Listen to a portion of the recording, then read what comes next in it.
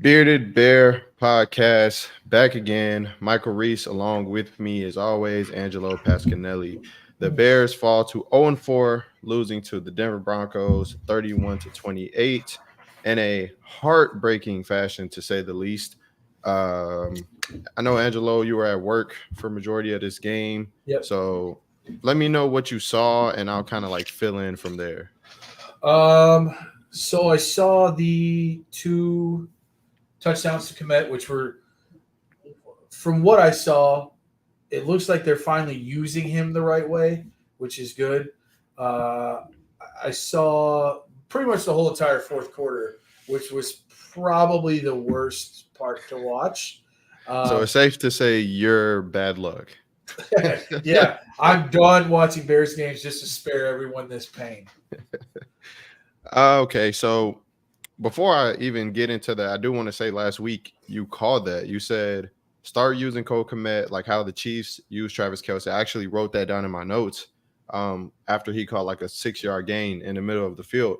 And your exact words were, dude, we need to start using Code Komet. Why can't he run those little eight-yard comebacks in the middle of the field? And they actually did that today. So credit to you on that because you called it last week.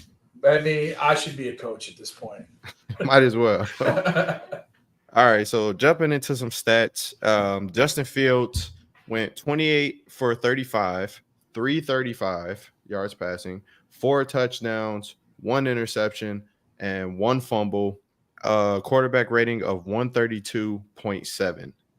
Russ finished 21 of 27, 223 yards passing, 3 touchdowns, 133.5 passer rating. So it's kind of safe to say it was a duel. Yes. One thing I do want to say is I noticed that Fields was sacked 4 times and Wilson was only sacked once. Again, Once. Yeah. 2 sacks in 4 games. That is our biggest problem. One of my notes actually, I know Yannick. I actually wrote down Yannick almost got a sack in Ngakwe like 3 times today because he was just right there, but he never. Well, he got home once, but um, it just seems like they can never make the play. Actually, I do give a little credit to Eberflus in the first half because he was bringing the pressure. We saw Jaquan Brisker coming in early. We saw Jack Sambor actually get the sack. So he was bringing pressure early, but like you said, those third downs and those moments when you just have to have it and they dropped back and that stupid ass Tampa 2, nobody got home. Yeah, yeah, that's rough, man. That is very rough to watch. So with this being said, like I can sit here and go through all these notes. I'm gonna just show you guys real quick. Like I was having a day with the notes. So I'm not gonna sit here and Looks go like through Mike all was going these. through it. I was going through. I went through a lot of emotions. Honestly, just where are you at right now? So let me try to bring some rational into this. Fields had an amazing day, a record-breaking day, actually. If for those who don't know, he's in the franchise record books now for most completed passes in a row without an incompletion. He threw 4 touchdowns. He looked a lot more comfortable, but he had, in my eyes, 3 mistakes: the intentional grounding, the fumble, and the interception to end the game. How would you rate his day? What are we doing on a scale from like 1 to 10, ABC type deal? What do you want to say?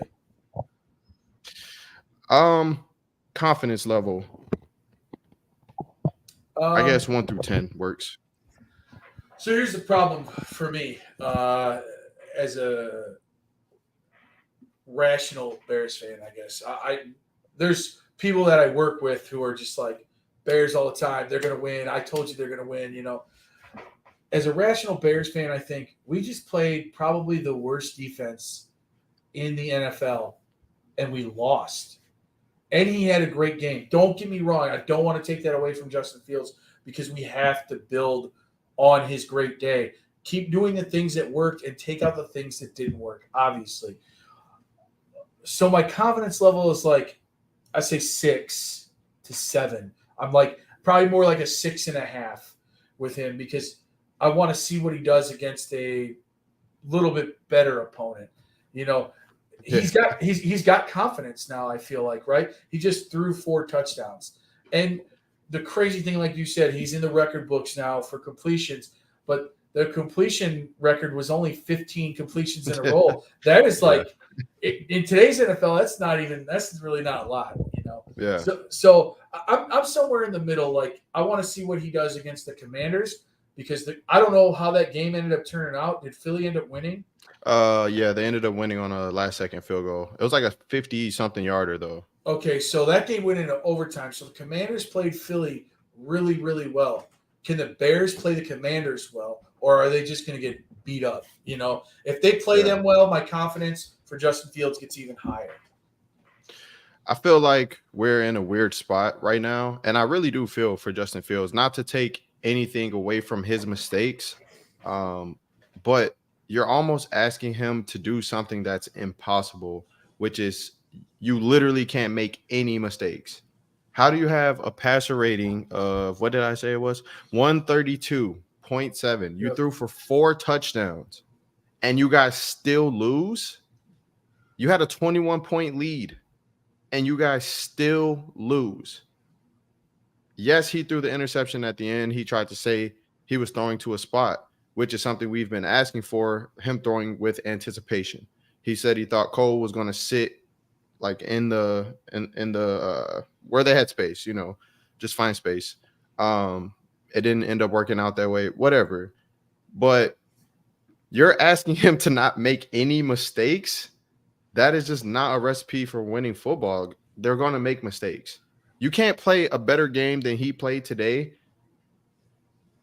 obviously outside of the mistakes. But like, he played a perfect game. Yeah, but I mean, everybody makes mistakes, right? Mahomes even does it, you know. I unfortunately, so the intentional grounding thing, that sucked, right? But the biggest mistake was he fumbled the ball and it went for a touchdown. Yeah. Now, if he fumbled the ball and gave it back to Denver and Denver had to try and score, it's understandable. But when you give up a touchdown, that's really hard to live with sometimes, especially when they're trying to make a comeback. You're giving them more confidence. Right. And momentum was already flowing that way. Right. I actually wrote down this possession that they scored after halftime. And I just wrote simply, defense is terrible. I mean, again, he's a defensive-minded head coach, and you can't stop them. Come on, why is he the coach? Let him go. For example, on the drive, on that scoring possession, they gave up a 3rd down and 11. They got Denver in another situation where it was 3rd and 9, and that's actually when the touchdown occurred. On that drive, they went 3 for 3 on 3rd downs. Yeah, come on, man. You tell me, yes, Fields threw the interception. Yes, Fields had the fumble that turned into 7. If the defense gets off the field when they're still up 21 the way they were rolling, this game's different. They gave up 24 unanswered points. Wild. The Bears are up by 21, which I never saw coming in this game. And you lose? Listen, if we want to talk about the real reason they lost, it's got nothing to do with Justin Fields. It's got to do with why the fuck didn't you take the field goal in that spot? I get it, right? Khalil Herbert is running hard. He's running great, but you suck. You guys suck already, and your defense can't get a stop. So just take the 3 points because then it forces Russell Wilson and the Broncos to either go down and score to win or to kick a field goal, and then you still control the game. Yeah. My issue with that, honestly, I would rather them kick the field goal based off the fact your defense hasn't stopped them the entire second half. Yep. So you get the lead, you kick it off. But what I will say is, if you're going to go for it, if you want to inject energy into your team, 4th and 1, you guys have been pounding the rock, fine.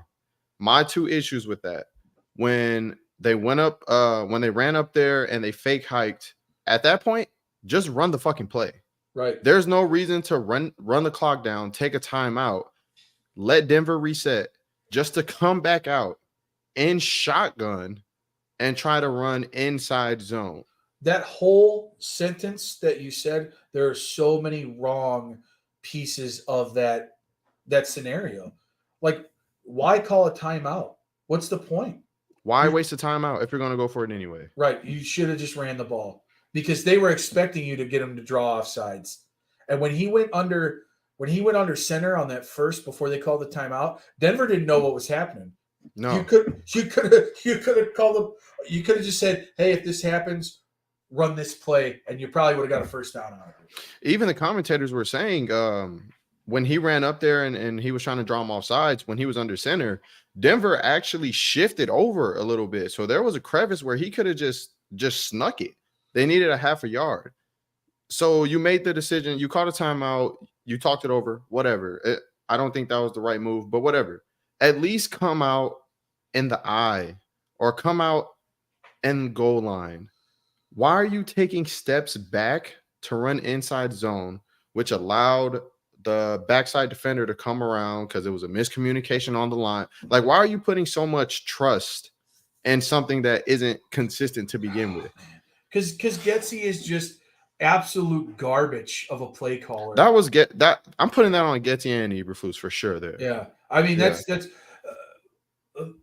Justin Fields could have made his own call, but that doesn't happen when you're young like this. That comes with time. 5 years from now, he might say, "Oh, I see this. I can make this call." But he's probably worried about making a call and costing him the game. Yeah. But Eberflus makes a call to not go for a field goal, which cost them the game. Because the very next play, they hit Marvin Mims for like 40 yards. Oh my goodness. That's when I took the notebook and I just fucking flung it across the room. Because I said, you make this terrible decision to call an inside zone on 4th and 1, where you could have just took the lead with, I can't remember how much time was left. It was about 2 minutes though, right? Or 3 or 4. It was something like that. And then the very next play, you give up a 40-yard bomb to Marvin Mims, who hasn't caught a ball the whole day. It's what is going on? Because right away they're in field goal range. Right away after the first play, you right there when that play happened, I'm like, Eberflus cost him the game. He just cost him the game. Because no matter how good the offense was looking in the first half, and don't get me wrong, I was enjoying that shit. I had no faith that they were going to go down and score. Zero. No faith at all. And where I'm confused is on the 4th and 1 play where you don't kick the field goal. Why did Eberflus have the confidence to go for it when the defense hasn't stopped shit the entire second half? Right. It's not like you have Buffalo's D or the Chiefs D. You know, you have you're like a bottom tier, like bottom 5. If Denver's not, Denver's the worst. You're the second worst. I think we're the fucking worst. I don't know. Nobody put up 70 on us yet, so we'll see. Well, that's true.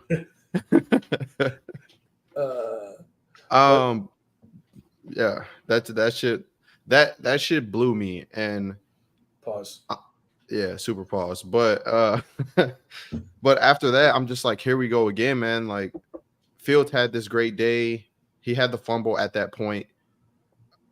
You're putting him in a situation now where, and granted, I get it, you want your quarterback to rise in these situations, but to me, it kind of feels like if he doesn't play a perfect game, or if he makes 1 mistake, 2 mistakes, there's no one there to like lift him up and have his back.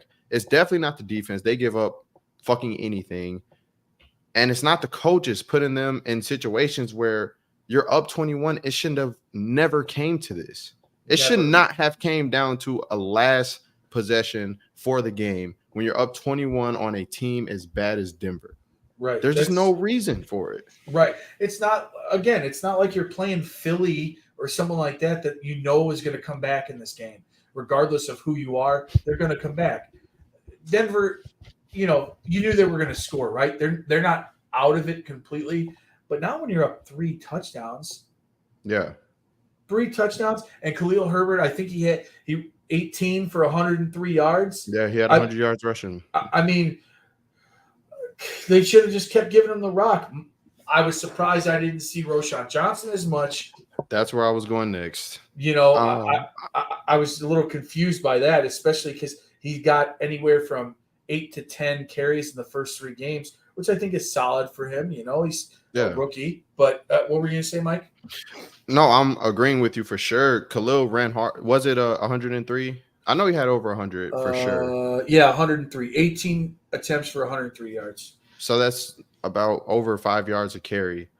Right. And I like the way Juice was running today, but you have to have that change of pace bruiser. Roshan, honestly, 4th and 1, get in the eye, just give it to Roshan. Bro, that's where I was going. I was like, how come you didn't just change him out and let him, if you're going to run an inside zone, why wouldn't you run it with him? Exactly. You'll run a sneak with Cole Kmet, but you won't run. That blows my mind, man. Which I'm so sick of that damn play. I don't care. I wrote that down today too. Why run a sneak with your tight end? I don't give a shit if it worked. In all honesty, why don't they have someone there to teach Fields how to? Because obviously it doesn't seem like he's good at the quarterback sneak. But you think it's that, or you think it's just he just likes that shit? Yeah, that's true too. But I've seen him do a couple quarterback sneaks where he tries to go over instead of through. And I feel you need to put your head down and like barrel in there. And he kind of tries to go up and over. And that's more for like trying to score a touchdown, I feel like. So there's got to be someone that they could bring in to help coach him. But it almost seems like the whole team coaching staff and everyone's all deflated. And he's the only one who's staying positive. They're all incompetent as shit. Another play that had me laughing was the flea flicker to EQ. I don't know if you saw it. Yeah, I saw the replay of that.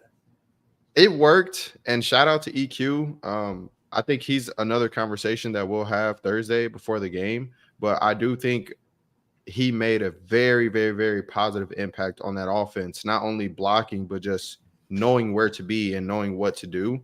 But that play had me cracking up because I'm like, Getsy, what the fuck? What gives you the confidence to run this shit right now? Right. Oh, like I'm just going to run a flea flicker casually. And then the pass wasn't even really – it wasn't a great pass. It was a great catch by him, you know? Yeah, for sure. So, I don't know, man. Well, the pitch back from Khalil was terrible to begin with. Right. So, and then he's like – and then there's guys in the backfield already. I'm like, dude, what is happening right now? A couple things I do want to hit on, though, that I guess is a positive to take from this game. There were a few plays that stuck out to me, in particularly from Justin Fields. One was the slant laser to DJ Moore. I don't know if you saw this play, but pressure right in his face, like he was going to get decked, and he knew it. Stood tall, threw a laser to DJ Moore for a first down. The play of DJ Moore all together, they finally did what we've been calling for. I don't have in front of me how many attempts. Like, I don't have his stats right in front of me right now. See. I can find it real quick. We're looking at 9 targets, 8 receptions, 131 yards, and a touchdown. So, I mean, that's a hell of a game. That's wide receiver 1 numbers for sure. I still will have liked to seen those targets in the double digits, but, I mean, I can't complain about the game he had. On the defensive side, Andrew Billings really flashed a lot today, especially in the pass rush. But on the run, they were gashing him up the middle a little bit. That McLaughlin, I might be pronouncing it wrong, but McLaughlin was giving them problems. Yeah, their second string running back. Second string running back. He was giving them problems. Not only that's another thing that bothers me. Not only do you lose this game, but you let the second string running back from Denver beat you up all day. Yeah. I mean, he had 7 rushes for 72 yards and 3 catches for so he had over 100 total yards. He had 72 yards on 7 carries. Yeah, so he was averaging 10 yards a carry. Now, I'm not going to lie. He was shifty as shit. But, dude, he was gashing them up the middle, missed tackles, just fundamental bullshit.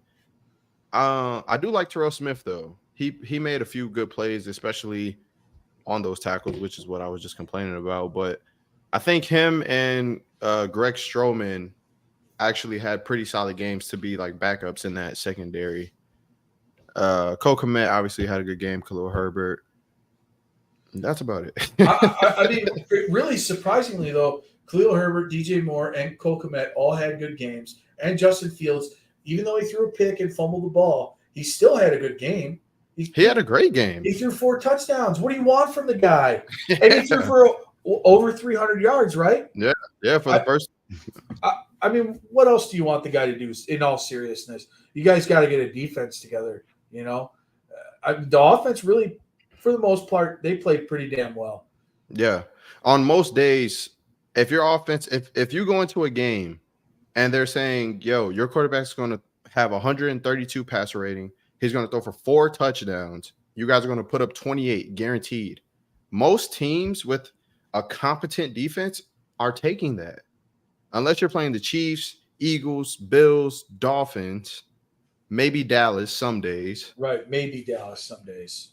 It's like you're beating majority of the NFL. You give up. So just to put this in perspective. Oh, I'll get to this next. But at halftime, Justin Fields was 16 for 17 for 231 and 3 touchdowns. Right? But Russ was 12 for 13.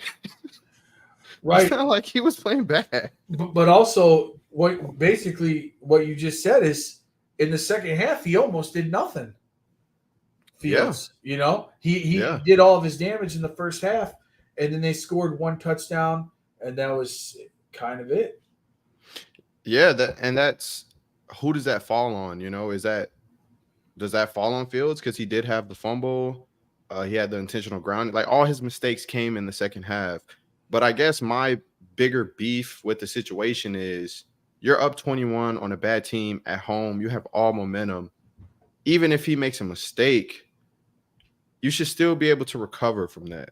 It shouldn't be so daunting that, oh shit, we have to play perfect still with a technically 14-point lead because he gave up 7 on the fumble. Well, and you can tell me if this is true or not because I didn't watch the whole game, but you know, I feel like a lot of times when teams go up 21 like that, then they decide, hey, we're going to take our foot off the pedal. Let's take my. So, did they change the play calling a lot? Did you see in the second half compared to the first half? Honestly, I don't want to misspeak. I would have to like go back and look at the film, but to me, it kind of seemed like you had the fumble that kind of like killed the drive. And then I'm just throwing this out there. They had 8 penalties for 70 yards, which is terrible, especially when you're already a bad team. Shooting yourself in the foot. They had a few false starts. They had a couple plays where guys came unblocked. So it wasn't a lot of opportunity to see if they were doing that. I know towards the end of the third, I wrote down Khalil running hard. Like they were pounding the rock.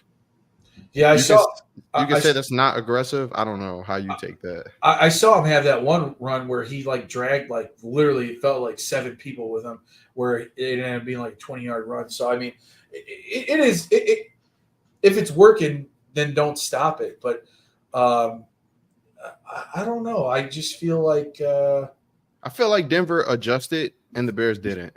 Right. So I mean, that's all going coaching though. Sean Payton's a better coach. Yeah, 100%, which we knew that coming in. And honestly, credit to Russ because they went down 21. He didn't flinch. He didn't panic. They continued to run their offense. They ran the ball. The Bears couldn't stop them. That's why I'm so frustrated because it all comes back to, dude, you're a defensive coach and you can't stop a nosebleed. You can't stop anything. Right. You want your quarterback that's trying to learn basically an entirely different way of playing to play perfect every single drive for a chance to win the game. And we're lucky that we have some other teams on the schedule, like the Panthers, like the Vikings, who really aren't that good either. You know, we're lucky we have some of those teams on this schedule to get a chance to maybe win a couple games. Because otherwise, I mean, I don't know. I mean, even the Vikings had a tough time against the Panthers. Yeah. Well, Kirk Cousins threw a 99-yard pick six. Yeah, I mean Kirk, but still, when you play them, you still got to deal with Justin Jefferson. Oh yeah, for sure. So I would think that he would be open against teams like that, quite often. Honestly, it seems like everyone has a at least somewhat competent coaching staff outside of us. So we're saying that because that's what we're used to seeing. Yeah, yeah, that's true. I So mean, moving forward though, what are your thoughts right now? Do you think I'm just gonna go say it right now, we haven't got to game picks yet, but I'm picking them to lose Thursday. They lose Thursday, you're 0-5, playoffs like out of it that's pretty out. much. Yeah, It's out right now, realistically. What do you think they're doing? They showed the close up of Poles and he looked not happy. No, honestly, it seems like they're doing absolutely nothing. They're not You don't even. think so? You know what bothers me about the NFL and their interviews that they have is they want to keep everything hush hush. If I was a GM, I just come out there and say it. Hey, man, this guy don't win next week. He ain't gonna be here, and you guys don't have to worry about it. Yeah, I just tell him just like that. I don't need to go to him directly and tell him that because he should already know that. Yeah. From what I saw from the last two games, you lose 42-10, really more like 42-3 because they got lucky at the end of the game to score that touchdown. And then you lose a heartbreaker after a wonderful performance from Justin Fields. At home. To a team that gave up 70. Right. Get him out of here, man. He's garbage. When are the Bears going to change their stupid ways about not firing someone halfway through the year? They're trash. Get rid of them. Who cares if you bring in a defensive coordinator, an offensive coordinator, Ryan Poles himself comes down there to start coaching? It doesn't matter. They're going to suck regardless. Felt.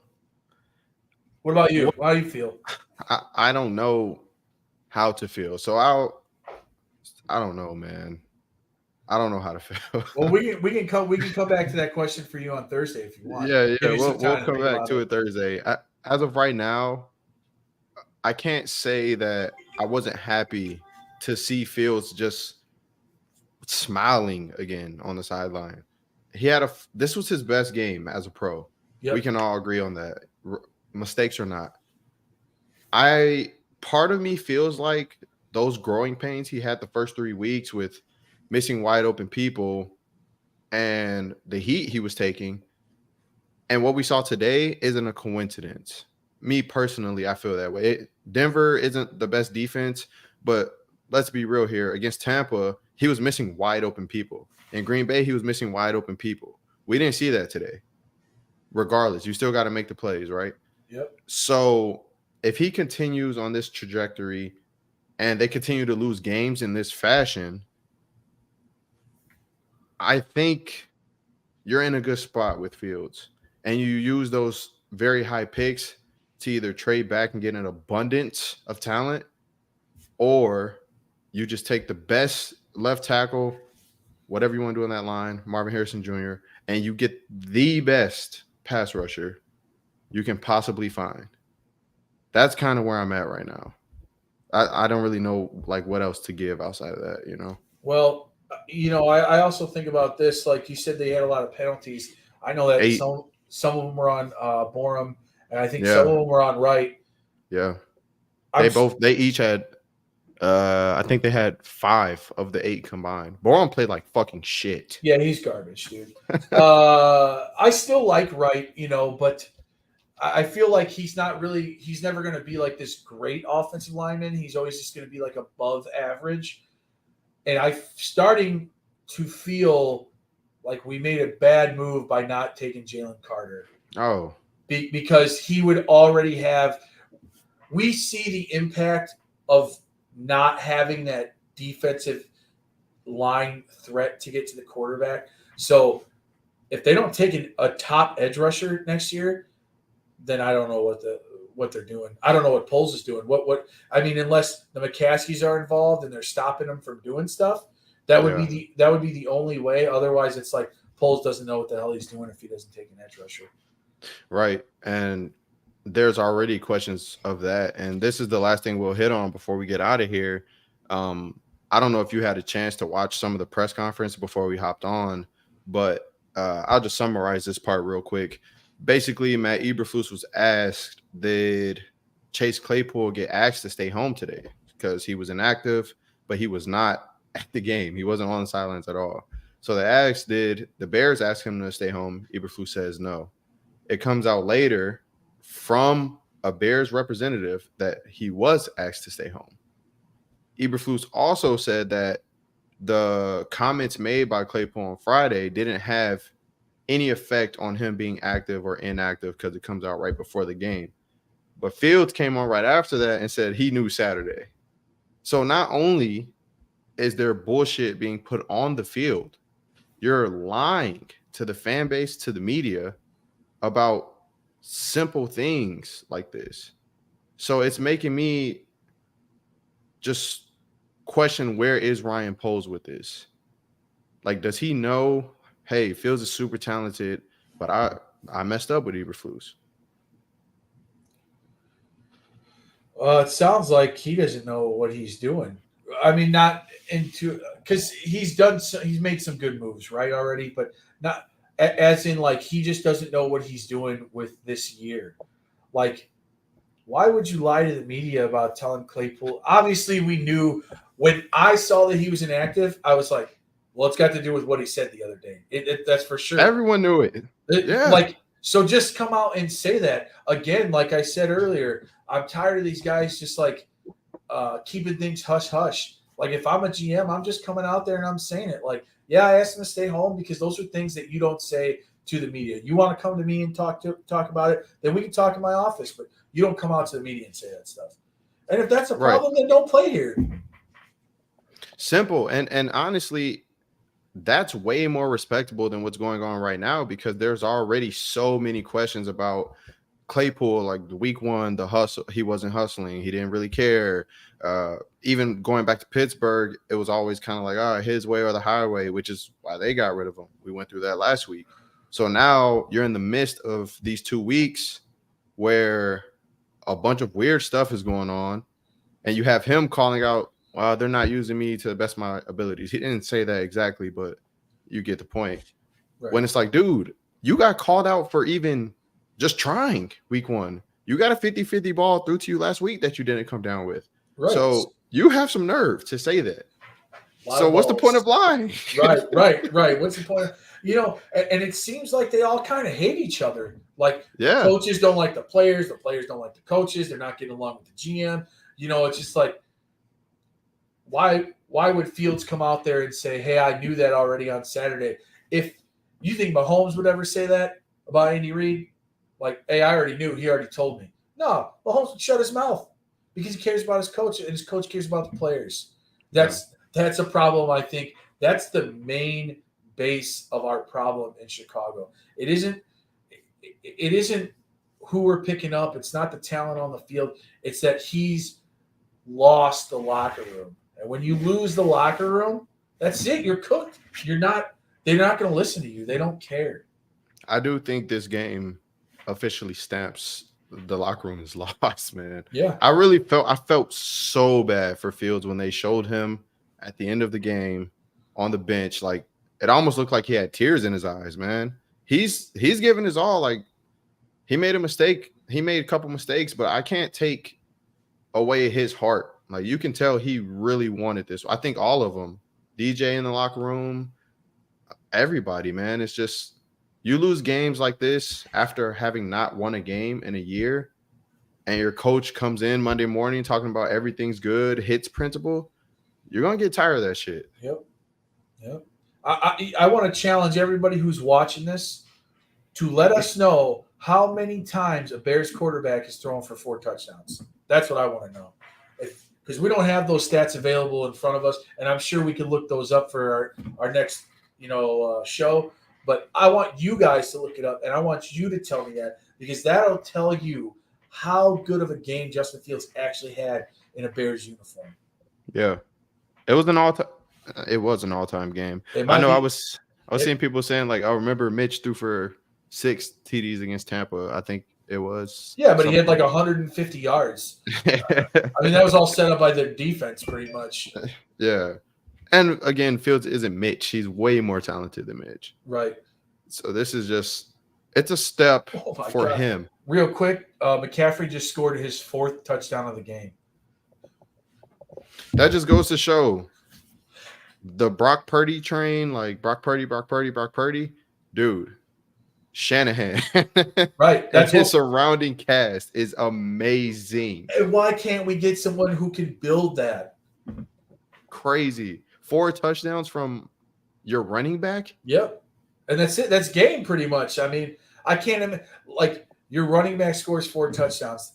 There's no way you're losing if he scores 4 touchdowns. Well, shit, I don't know. Fields just threw for 4 and we lost. So yeah, well, McCaffrey probably has somewhere around. Let me see. Let me check real quick while we're on here. McCaffrey's got 73 yards. That's it? Yeah. That's it. What's the score of that game? Oh, hold on. He's got 73 yards rushing, 71 receiving. And one of those touchdowns is a receiving touchdown. Okay, that makes sense. What's the score of that game? It's 28-16. So it's like the Cardinals aren't really out of it. Dude, the Cardinals been fighting, man. Yeah. Which is crazy. They've had a quarterback for a month. Literally. And you know what? I like his grit. I like the way he plays. And James Conner's been balling it over in Arizona for the last couple of games. So good to see other teams in rough situations fighting, because it seems like we can't do that. I think it just magnifies the lack of just competence from the organization, because Arizona coming into the year arguably has the worst roster in the NFL. Like, no doubt about it. You ask anyone before the season started, Arizona's going to get the first pick in the draft. Yep. And they've been in every single game, and they beat arguably a top 3 team in the NFC. A Super Bowl contender. Super Bowl contender. They're dominating again today. So there's no excuses for me, man. I'm all out of excuses. It's not the talent on the field. It needs to start at the top, and changes just need to be made. Like, foots need to be in ashes. Like, I'm just saying. I like that. That's a good one. But with that being said, this is how I'm feeling today. Drowning my pain in the tequila, man.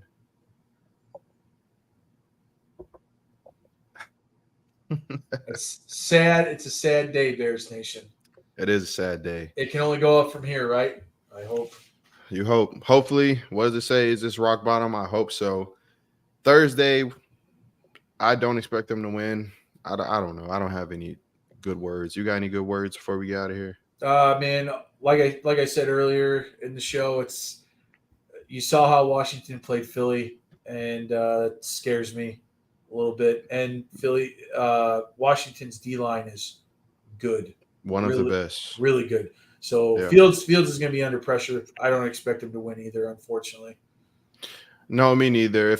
If there's anything you guys are watching this and like, damn, I'm depressed as hell, you can hang your hat on. Fields had a great day today. DJ had a great day today. Cole had a great day today. Those are 3 young pieces that you want to see build, and you want to see confidence instilled in. And, you know, hopefully it turns into wins. If it doesn't, hey, coaching staff can get out of here. We'll get some elite blue chip prospects in here. Hopefully some coaches that have proven success, and we'll start to see some changes next year. That's all I got. Let's hope so. But for now, Bearded Bear Podcast. We will see you guys Thursday, right? Thursday. We'll see you guys Thursday right before kickoff. So make sure you tune in and try to enjoy your week, guys. All right, guys, bear down.